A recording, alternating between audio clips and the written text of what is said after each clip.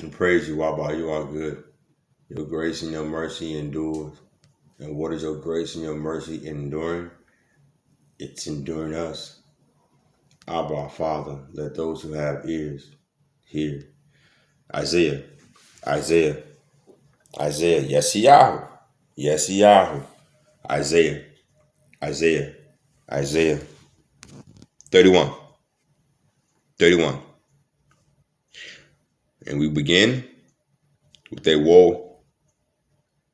Woe to those going down to Egypt, expecting help, relying on horses and trusting in chariots because they have many, and in the strength of their cavalrymen, but not looking to the Holy One of Israel, not consulting Yahweh, not consulting Adonai.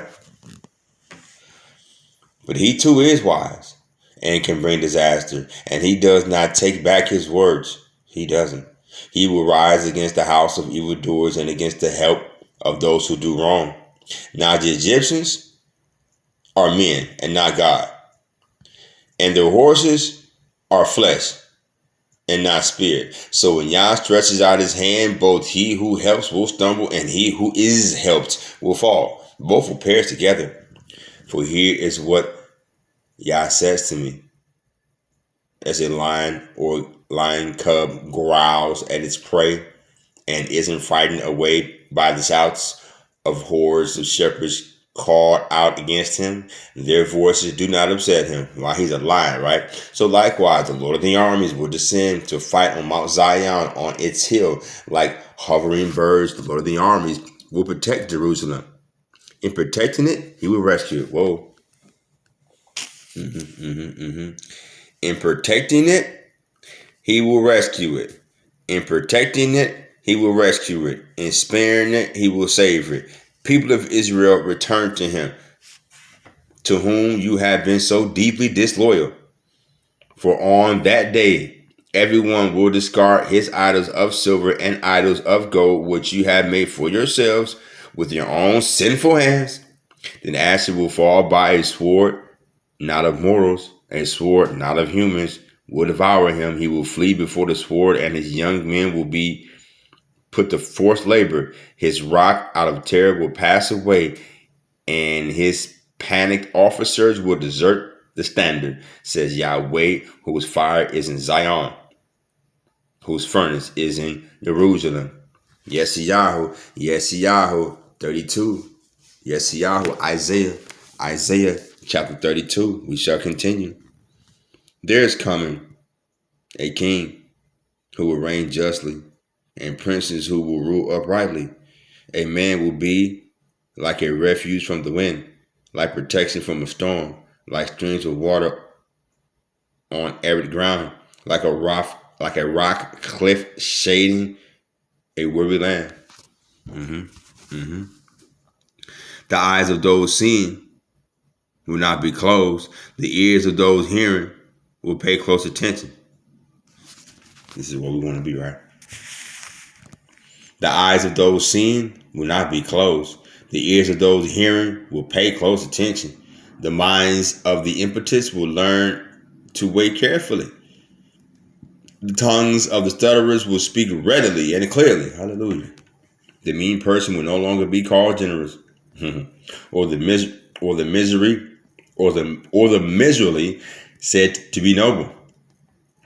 For the mean person will speak mean in his heart, planning evil so that he can act godlessly, spreading error concerning Yahweh, as he lets his hunger go on starving, and deprive the thirsty of drink. The mean person's means are mean. He devises wicked devices to ruin the poor and the needy with lies, even when their cause is just. But the generous person devises generous things, and his generosity will keep him standing. You women who are so complacent, overly confident women, pay attention to my words. Pause. That sounds like that doesn't make sense, right? Okay, we have women, right. And these women are complacent. But these women are also overconfident. What? Since when does complacency line up with being overconfident. Like, you never hear that in the man, right? A man that's overconfident and complacent doesn't add up in a man, right? But for some reason, for a woman to be complacent, she may be overconfident. You women who are so complacent, listen to me. Overconfident women, pay attention to my words. In a year and a few days more, your overconfident women will shudder because the vintage will fail. The harvest will not come. Tremble, you complacent women. Shudder, you overconfident women. Strip bare, wear sackcloth to cover yourselves. Beat your breast in mourning for the pleasant fields and fruitful vines, for the land of my people producing thorns and briars. For all the happy homes in the joyful city, for the palace will be abandoned, the crowded city deserted. Ophel and fortresses, wastelands forever, a delight for wild donkeys and a pasture for flocks, till the Spirit is poured out on us from above, and the desert becomes a fertile field, with the fertile field regarded as a forest. Then justice will dwell in the desert, and righteousness abide in the fertile field. The effect of righteousness will be peace. Love that. That's the truth, right? The effect of righteousness will be peace. The result of righteousness, quiet, trust forever. My people will live in a peaceful place, in secure neighborhoods, in tranquil dwellings, just as the forest will surely come down. The city will surely be laid low. Yes, Yahoo, Isaiah. Yes, Yahoo, Isaiah. Yes, Yahoo, Isaiah. Happy are you who sow by all streams, letting oxen and donkey roam freely. Let those who have ears hear. Yes, Yahoo. Yes, Yahoo. Let's double back real quick. Yes, Yahoo. 32:17. The effect of righteousness will be peace. The result of righteousness, quiet, trust forever. Quiet, trust forever. Peace, quiet, trust forever are the results of righteousness. And we understand that righteousness is something that is stored up for us by Him in our account. But in order to attain righteousness, which is a result of an account stored up for us, but righteousness is not what we sown. Righteousness is what we receive. What we sown in was trust.